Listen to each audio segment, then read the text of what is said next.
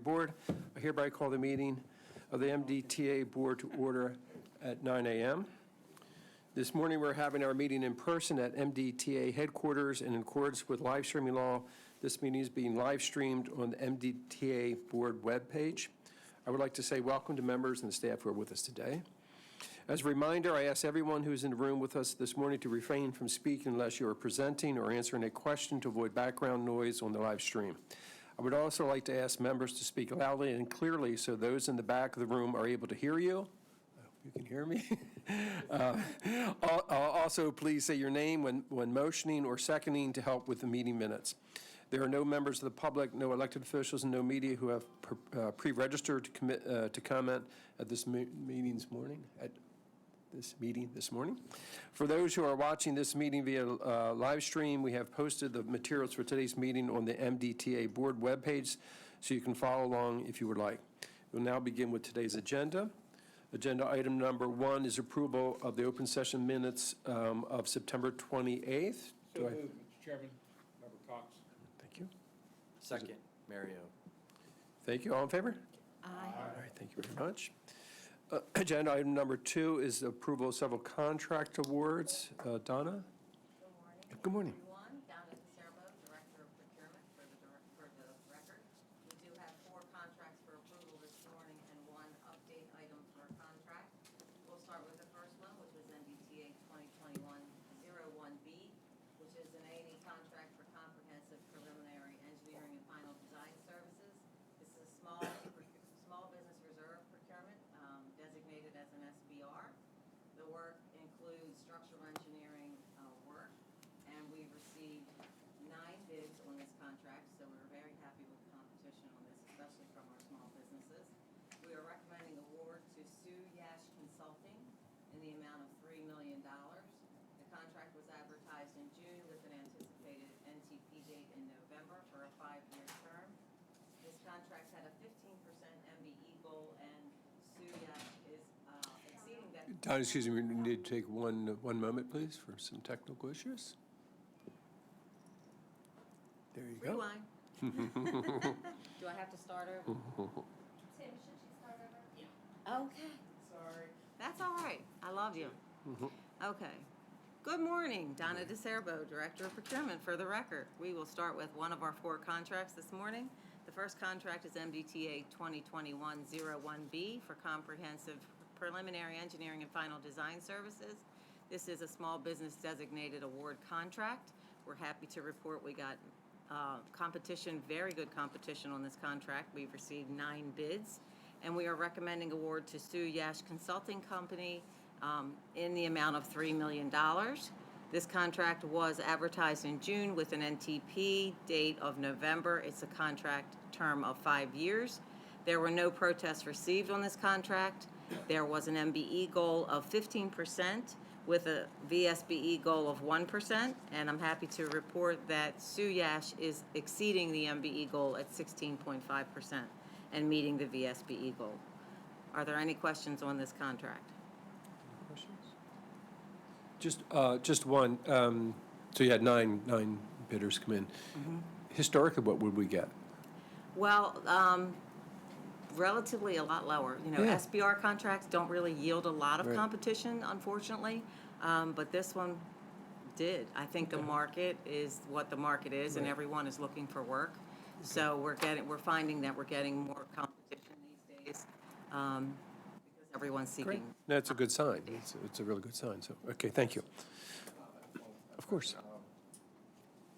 So is this a master contract? And then because there's a lot of projects that are part of it? No, this is a single award contract. So when we have our A&E contracts, what MDTA does is, you know, typically we'll have 5 contracts for millions of dollars. Before we award those contracts, we carve out an opportunity for SBR, typically around the $2-3 million mark. And we compete it again with only those small businesses who are certified to do that type of work. So, yeah, it's been working for us. We always get some sort of competition for our small businesses in the A&E arena. So we're going to carve out more from the larger So we- contracts, since there's so many who are interested in working with us. something we could definitely consider. You know, we could work with engineering and see when we get competition if we can do that. I don't see why we couldn't, but typically we say it's a multi-award or not. When we go to CTP, we have to ask for permission of, you know, we intend to award X amount of contracts and the amounts, you know, not to exceed $10 million. But we'll definitely explore that. That's a good opportunity. Thank you. Any other questions? If not, is there a motion? I'll motion to approve MDTA 2021-01B. Ms. Mario. Second, Member Carroll. All in favor? Aye. Thank you. Thank you.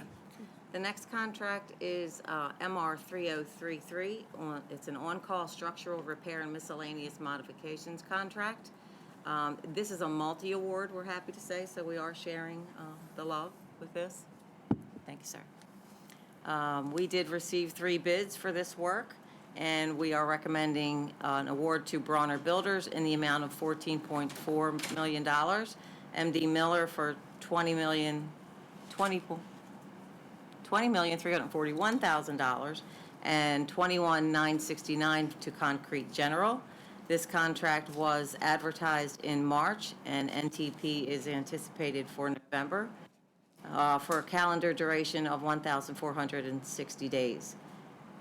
The engineer's estimate was exceeded by all of these vendors, but we did do a bid justification and found that, you know, it's competition, it's labor rates, that's why they all exceeded, and the overall engineer was, the estimate was a little bit high as well. I want to say this is the first time we did one of these. Bear with me 1 second.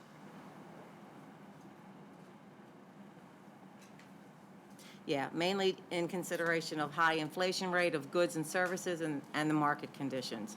This is the first advertised multi-award structural on-call contract with no guarantee of how many contracts would be awarded, but it appears we created a highly competitive environment, and that yielded a good number of bids, and we were able to recommend award to all 3.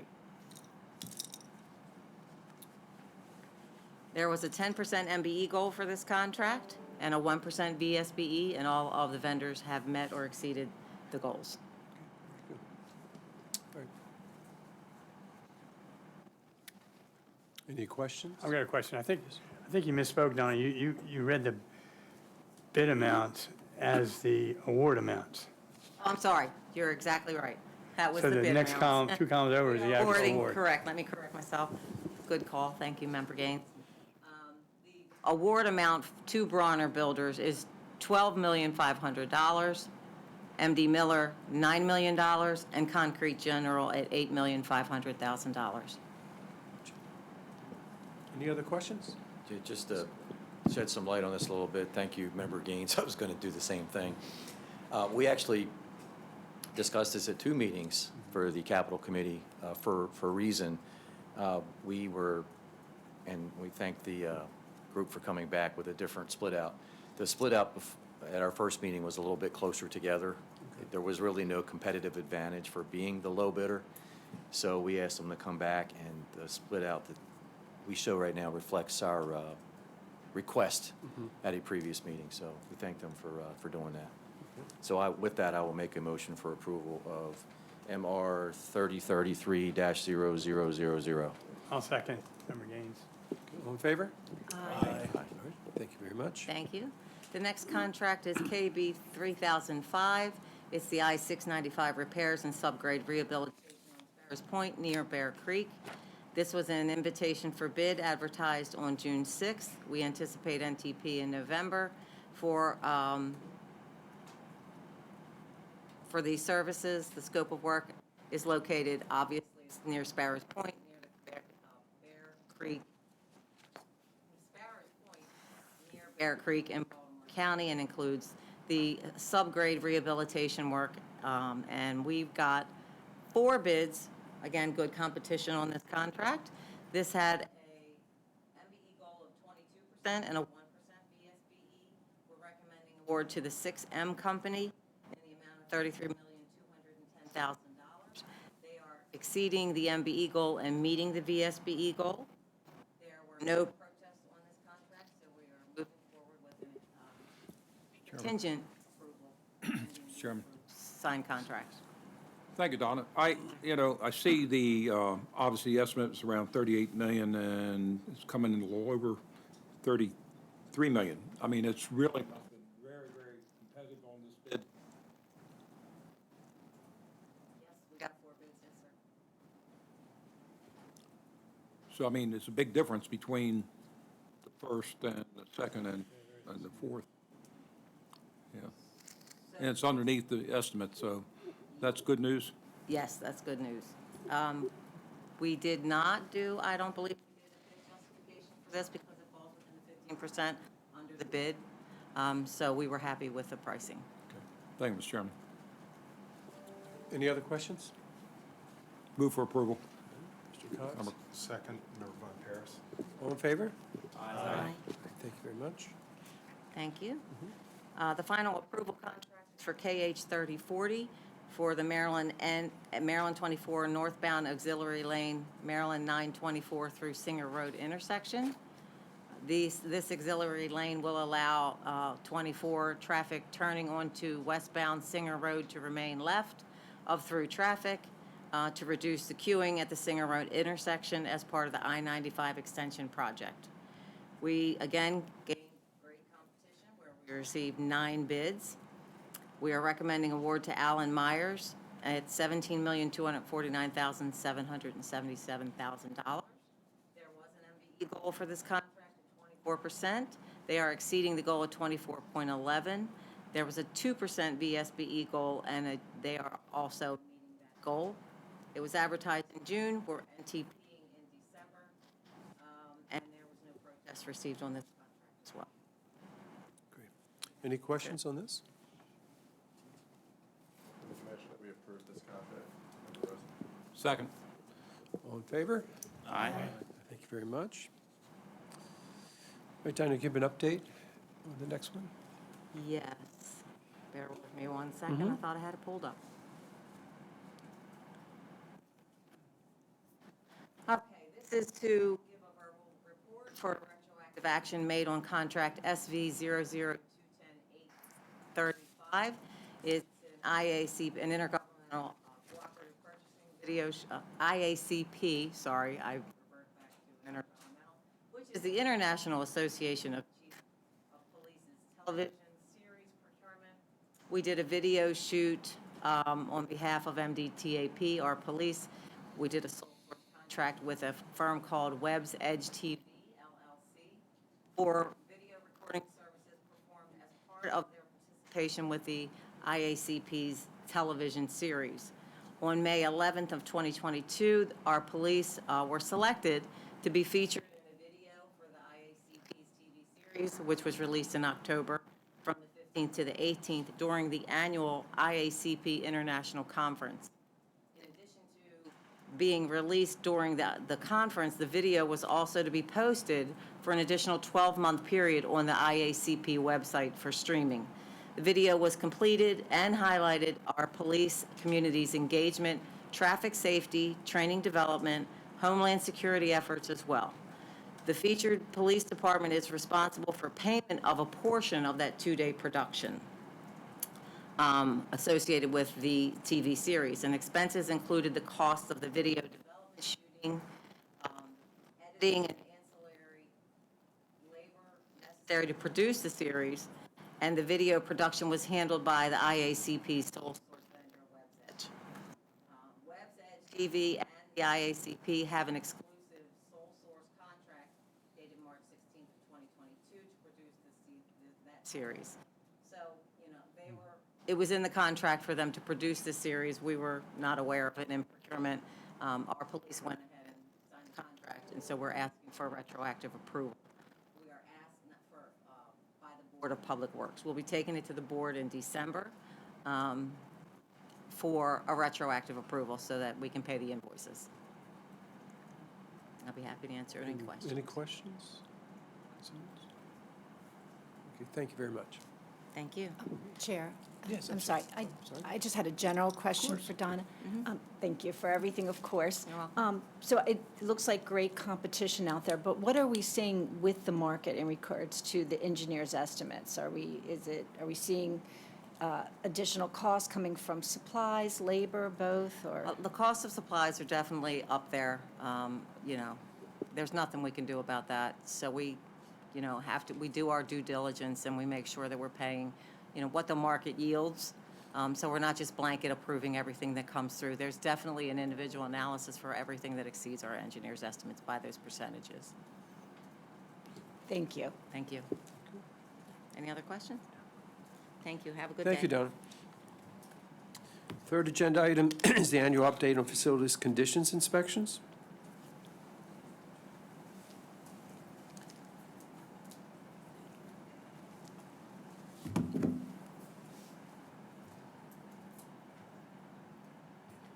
Morning. Good morning. Chairman and members of the MDTA board. For the record, my name is Takasta Amara. I'm Deputy Director of Engineering. This morning, I'll be presenting a brief overview of the MDTA inspection program, as well as the 2023 annual inspection updates for you. With the board materials, there are slides that you can follow along as I go through my presentation. So I'll start with the overview. In this presentation this morning, I'll describe a little bit about the annual inspection, MDTA annual inspection, and also give you a brief update of the 2023 findings of the inspections. We'll start with slide number 3, start with the purpose and requirements of structures inspection program. So the purpose of our inspection program is to determine that our facilities, or whether our facilities are maintained in good repair, working order, and condition. And we try to, follow the mission of providing safe facilities to keep traffic moving. And through our inspections, we try to instill confidence by identifying deficiencies, early on, by providing accurate reports and data to, various stakeholders, and by coordinating the repairs as a result of these inspections in a timely manner. We follow national, state, and MDTA requirements as we perform these inspections. By law, we are required to inspect at least twice every other year. So the National Bridge Inspection Standards and the National Tunnel Inspection Standards, NBIS and NTIS. Those are the two laws that we follow. We also follow the MDTA trust agreement, which requires us to employ third-party independent inspections or firms to do the inspections. We also have our own MDTA specific requirements. Our inspection team updates these requirements periodically to be in line with latest regulations, industry, technology, and things like that. Moving on to slide number 4. In this inspection program, we have multiple programs. Of course, the biggest one is the annual inspection program.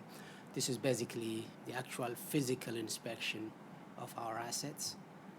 So there are routine inspections, and there are also special or emergency inspections.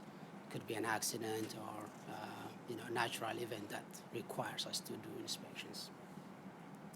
We do extensive data management as a result of these numerous inspections every year. We also, in addition to identifying defects, we prioritize them for any repairs, whether it's preservation or capital projects. In order to do this, we use a custom-built software program. It's called Authority Structures Inspection and Repair Program, which gives us really, it's our data management tool and also repair prioritization tool. Under the inspection program, we also do load rating and hauling permit program. We coordinate with State Highway Administration's Office of Structures and the Motor Carrier Division, as well as Baltimore City Department of Transportation and the hauling community to make sure that these trucks are, make use of our assets and our bridges are safe enough to carry those. All this is done in-house using a team of engineers as well as our JV partners of inspection team leaders, consulting engineers who do the work. We have a very large team, and we have 5, large contracts, AE contracts, and also 1 SPR, AE contract to help us with that. We do periodic training to these team leaders every year, actually every 6 months. Moving on to slide number 5, just to give you an oversight, an overview of the assets that we have. Of course, bridge, we have 326 bridges, we have 2 tunnels, and we have other structures, like small bridges, sand structures, retaining walls, and things like that. So overall, we have more than 1,700 assets. Moving on to slide 6 gives you an overview of the physical area coverage of our decks. We have, between bridges and decks, we have more than 16 million square footage of concrete deck area, which is really large compared to, for example, State Highway. This is because we have very large, long bridges like the Bay Bridge. So we have really a large deck area to maintain. There's a breakdown of the different deck areas by facilities, just for your interest. I would move on to slide 7.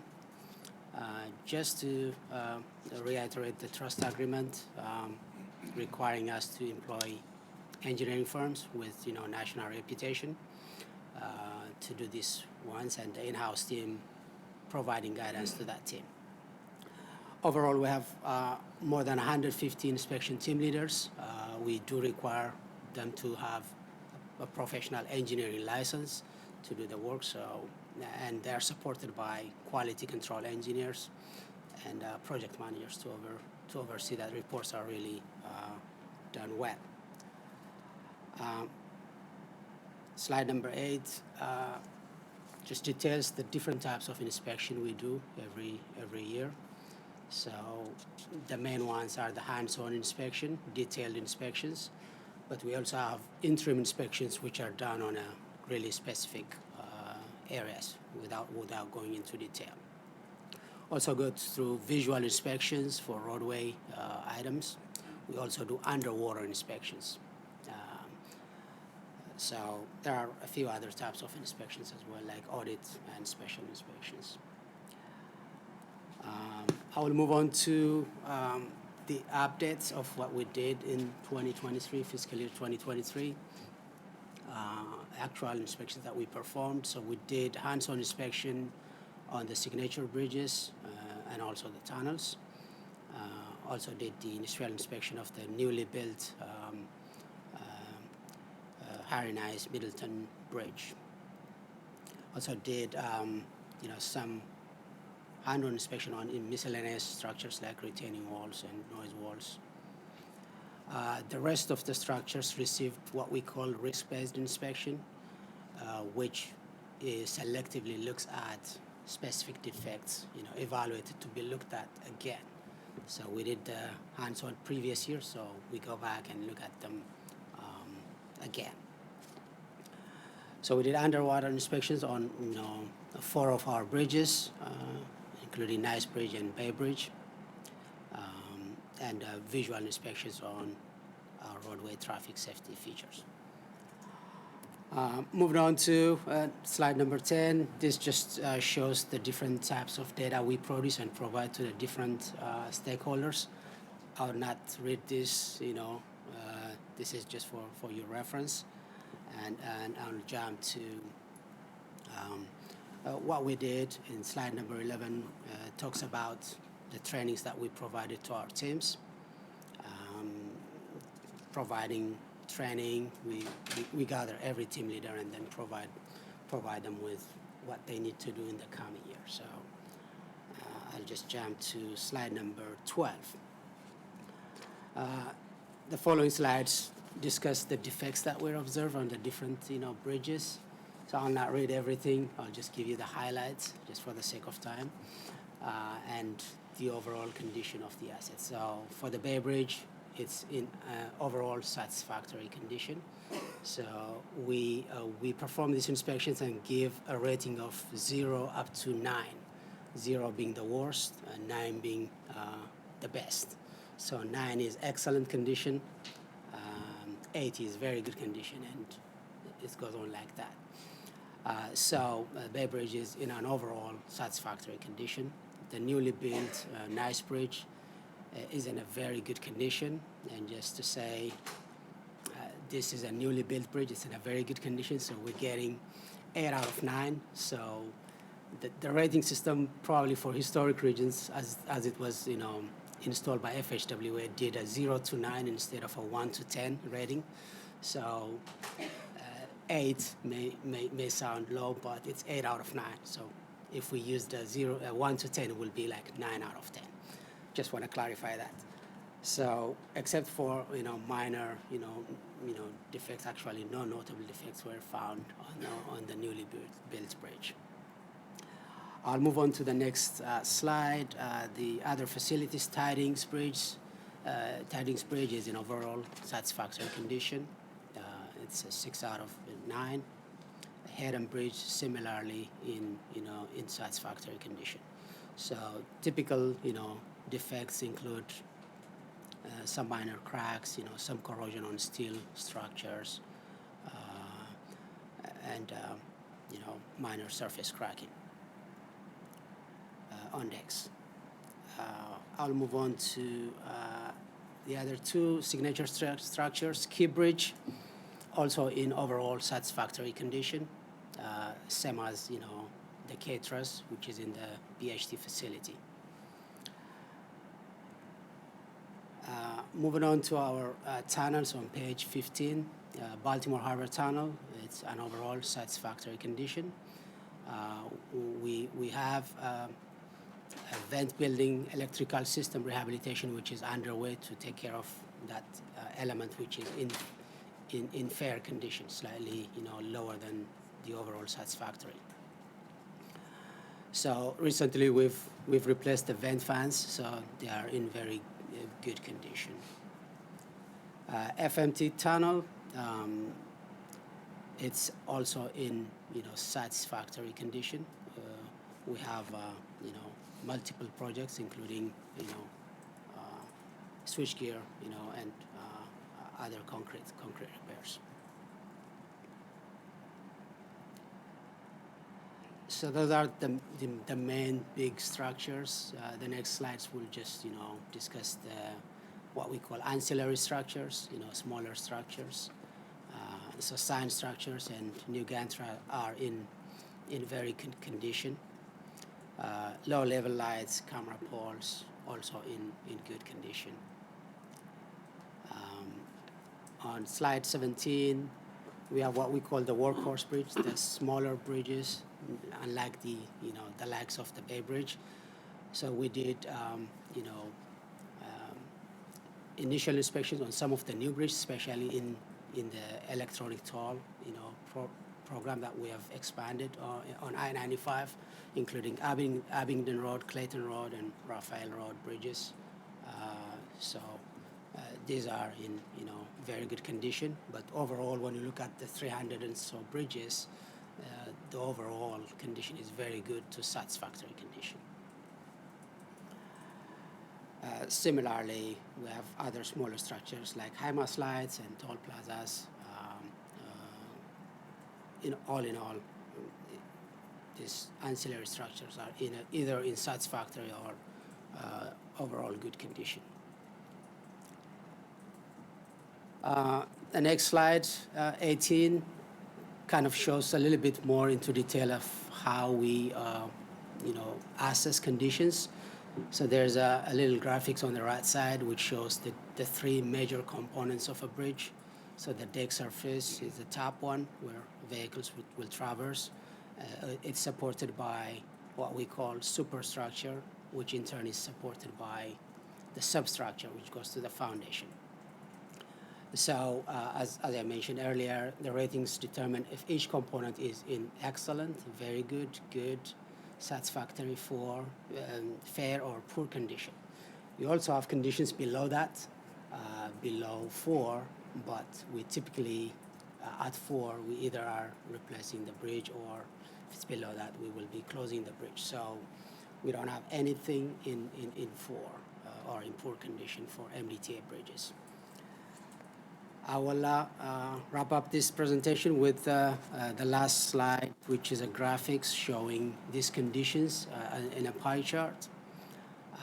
You will see the 3 components that I described: the deck condition, the superstructure and substructure. And you can see that, there is no asset which is in poor condition. We have some in fair condition, but the majority of our assets are either in satisfactory or good condition. So what you see in purple and green is satisfactory or good. So this is good news in that a majority of our structures are in good working order. With that, I conclude my presentation and be happy to answer any questions. Thanks for, that was a great presentation, thank you. Thank you. Maybe to cooperate on this one. Where the dump truck hit the bridge, is there any update on that structure as far as major damage? Yeah, we did the inspection on the same day. For some time, the I-95 was closed. We, as soon as we were able, when debris and everything was cleared, our team did inspect the bridge. There is some damage to one of the girders, just one of them, and we did, immediate repairs, to make sure that we can open the 95 and also 24 above it.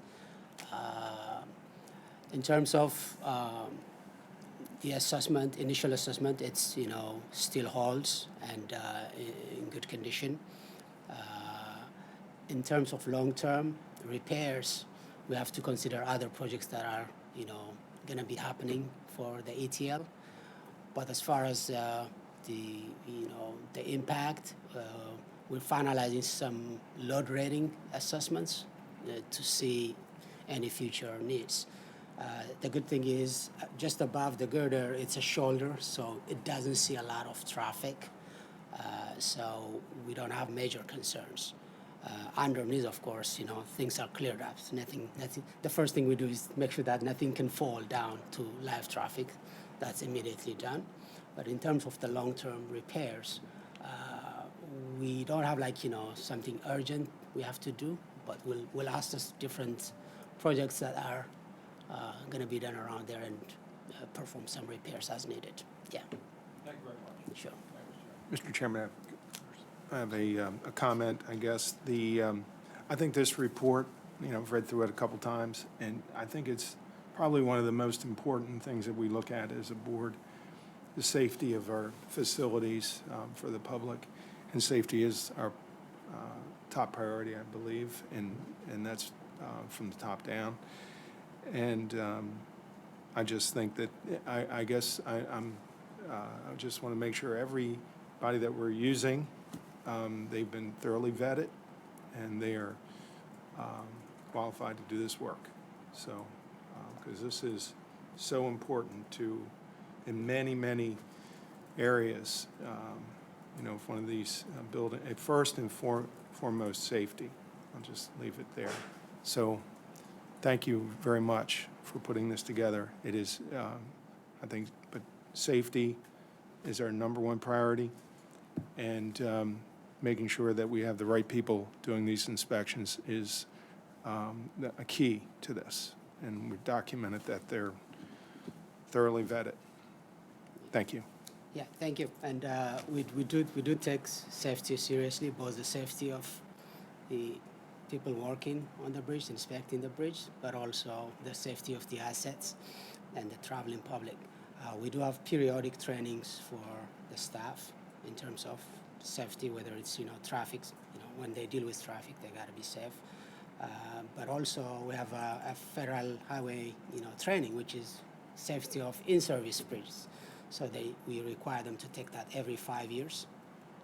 We do require, our team leaders to be professional engineers, and the firms themselves have their own, requirement that they go above and beyond, to meet our requirements. So we do feel that our program is really strong. It's more stringent than other similar inspection programs in terms of the qualification of the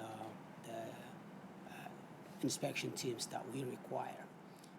And also we provide, every year different types of trainings to them, a very, robust training. So. Thank you. And these comments were from Member Von Paris, for the record. Any other questions or comments? Just if I could just build on that one, obviously very comprehensive program, so thank you very much. I don't know if, being relatively new, do we ever have either through State Highway or outside sources, some sort of peer review occasionally, just to look at the program, what are best practices around the country or even internationally, obviously, for the nature of what we do here. I'm not sure we've ever done that. I know at Metro I would do that occasionally, just have some outside eyes come and take a look at, some of these core things because they're critical, obviously critical from a safety perspective, from an investment perspective. So if you just consider that, if we don't do that, I wouldn't mind seeing something being done in that area. Doesn't have to be done every year, but occasionally I think it's good to have some other eyes take a look at these things. So if you could just follow up for that in the future for me, I'd appreciate it. Yeah. Okay. We did, I believe, about a few years ago, did actually a peer review where State Highway, Federal Highway came together and recommended actions for us. Right. And then as a result of that review, we, had a strategic plan and revamped the whole inspection program. Good. And we do have the Federal Highway Bridge Engineer, which kind of oversees some of the data. And annually, every year, we provide our inspection data to State Highway Administration, looks at them, and then transfers them to Federal Highway. But we will we'll consider your Appreciate that. Thank you. comments. Yeah, thank you. Yes, another question? Yeah, just one question, Member Rosen. How do we fold in our standards that we go through for the inspections into our contracts when we're undergoing a major project? So, for example, I would expect a nice bridge would have excellent condition since we just built it, but it's very good. Which just says to me we're very conservative. I hope. I'm just curious how we do that, and perhaps if it should be excellent, maybe we go back to the contractor to make it excellent. Yeah, it's. I think I kind of go back to examples of like the new car thing. As soon as you drive it a few miles, it's no longer new, right? So it's that effect. You'll see concrete naturally cracks. It's small minor cracks. So they see that, and then it's minor. So there are like very, very minor things, but still, even if it's like brand new, you will have defects like minor defects. So that's kind of what makes it from being like 10 out of 10 or 9 out of 9 to 8 out of 9. Yeah. Just to be clear, we make sure from the point when it's new that first time before we drive it off the lot, it is excellent, and they've adhered to our standards. Exactly. Exactly. There are two types of inspections. The construction inspection has its own team, where they do tests on the concrete and steel, everything very detailed, and they make sure that the contractor follows the specifications and also industry standards. So, all materials go through highway, state highway material labs, using the qualified material list and things like that. So that portion is done under that specific team. But the in-service or our inspection, annual inspection, going after that. Once the bridge is open, we have to inspect it within 90 days. So we do that. So, but of course, if we see if our side of the team sees anything really concerning, we will work with our construction team to make sure that any defect is corrected while the contractor is still on board with us. Thank you. Okay. Any other questions? Yes, of course. Piggybacking on Member Rosen's question, is it safe to assume that only an unused new asset would ever get an excellent rating? It's not like a rule like that. It's more of, the engineers, they look at the asset, and irrespective of whether it's new or, 20-year-old bridge, they just see what they report what they see, right? So if they see a small crack here, a small crack there, minor things there, they will document that. That shows that they do their due diligence to make sure that they see at everything.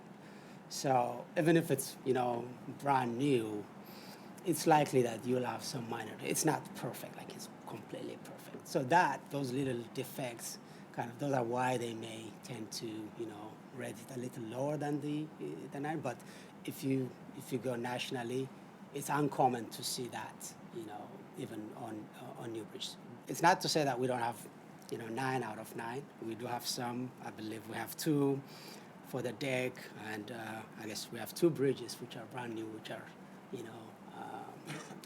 9. But nice bridge, when you look at it, it's almost 2 miles, right? So within those 2 miles, you see something somewhere. So, but in terms of a rule, there's no rule that says, if it's new, you have to rate it a 9. You just observe. If you see a defect, document that, and do an engineering judgment to give it a rating. And that's what we want them to do. Right? Very good. Any other questions? Okay, thank you so much. Thank you.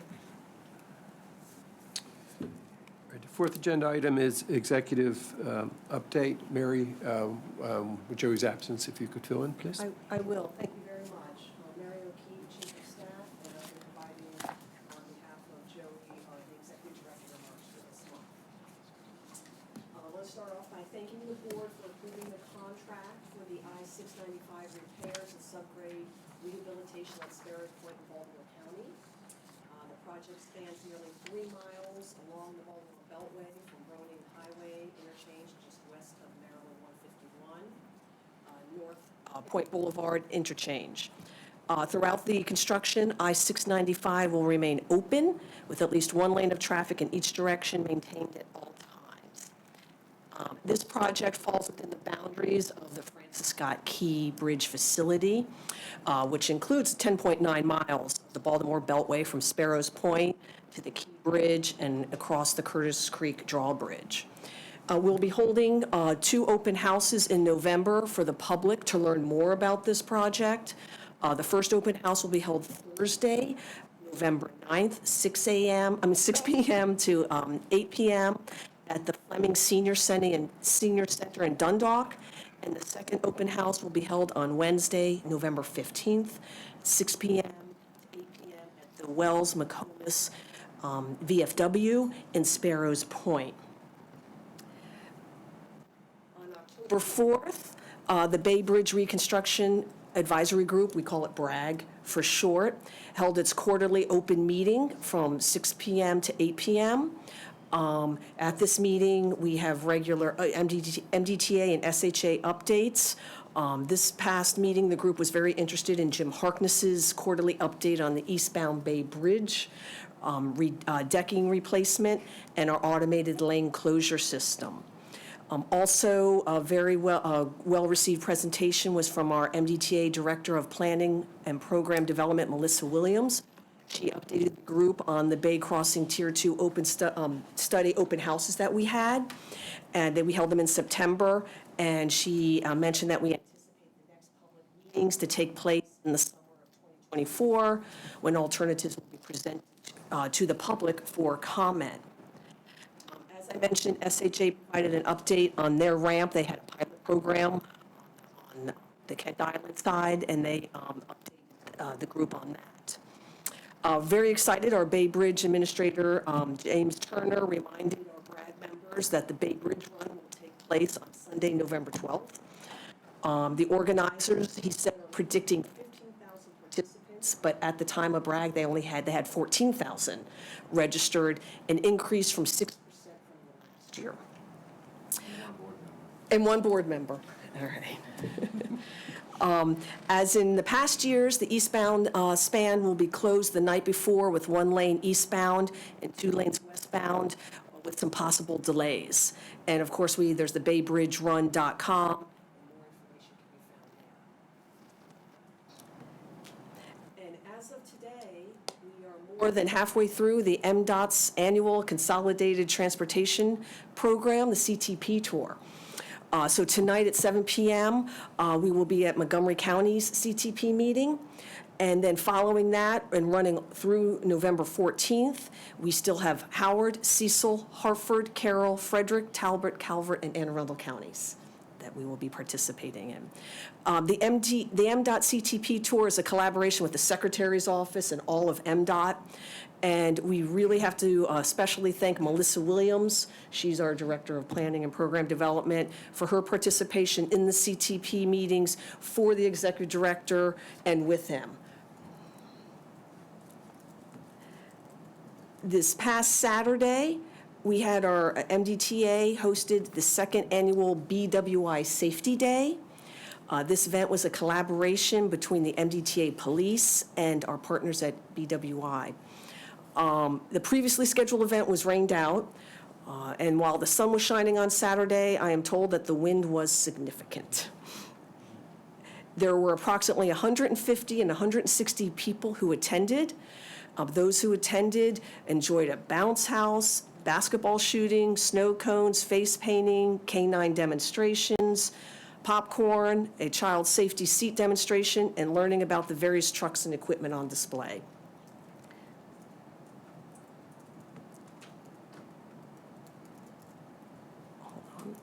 The participants included our MDTA police, our uniformed officers, BWI bike certified officers, ATVs, mobile command vehicle, armored rescued vehicle, and special response team display. I mentioned our canine explosive detection, BWI operations, snow removal equipment, maintenance, BWI fire department, TSA.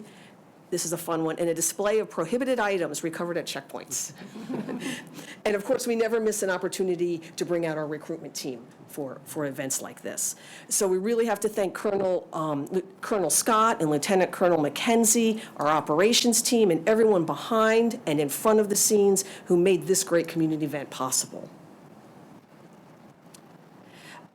Want to mention that we have kicked off MDOT's 2023 Maryland Charity Campaign. We have an acronym for everything, MCC for short. And it is underway and runs through December 11th.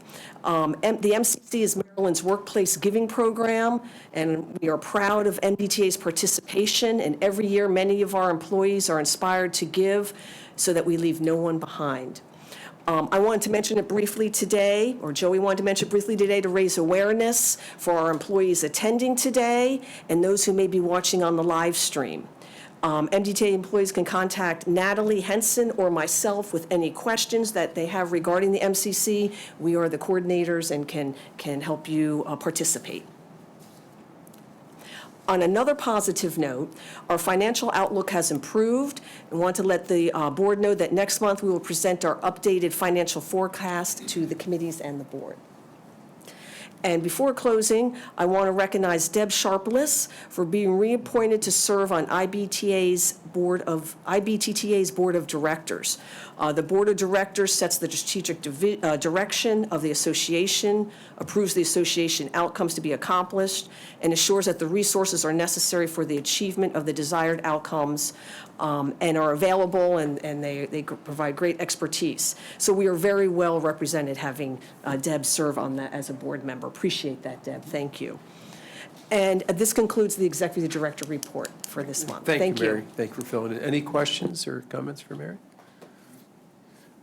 Just one on the tour throughout the state, and where obviously people interact with the toll authority, very positive comments across the board, very responsive when there are issues, and just everything that the agency does is appreciated. So that's good to hear when we go out. So thank you so much. Okay, with that, we've now reached the closed portion of our agenda. This closed session is scheduled for the board members and designated staff. For those persons in the room and on live stream, as soon as we've completed the closed session, we will come back to this room to ratify any action that might be taken in closed session and to continue with the remainder of the agenda in open session. We appreciate your patience. Per the Maryland Open Meetings Act, the Maryland MDTA Board will meet in closed session under General Provisions Article Sections 3-305B15 to discuss MDTA's cybersecurity updates, to include discussions regarding security assessments and deployment of information technology and network security related to detecting and investigating possible criminal activity. Section 3-305B12, to discuss pending investigation proceeding of possible criminal conduct related to credit card fraud. Section 3-305B10 and 12, to receive an update on deployment of police staff and resources and other security measures, to discuss a pending investigation and proceedings involving possible criminal conduct. And Sections 3-305B8, to receive a status update on litigations currently pending against the MDTA. Members, is there a motion to go into closed session? So moved. Member Carroll? Member Cox, second. Thank you. All in favor? Aye. The time is now 9:50 a.m., and we will now go into closed session.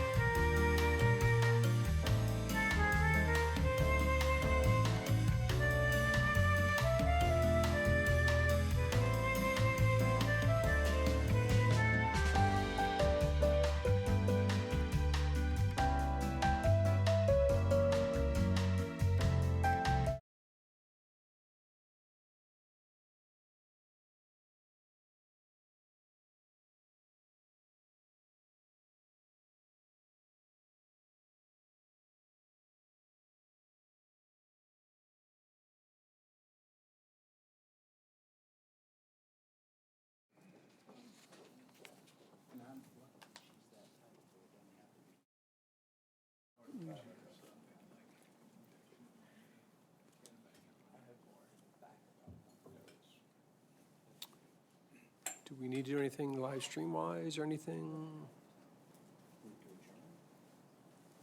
Do we need to do that? I don't know. I can do it now? Okay, thank you. Okay. Members, is there a motion to return to open session? So moved. Second. All in favor? Aye. All right, good morning, or good morning still. The time now is 11:25 a.m. The board has completed closed session. There were no actions taken in closed session that require ratification.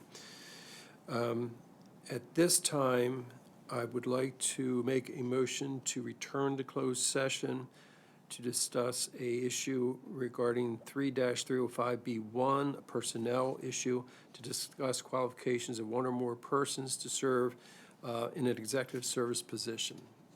Is there a motion? Is there a second? Second.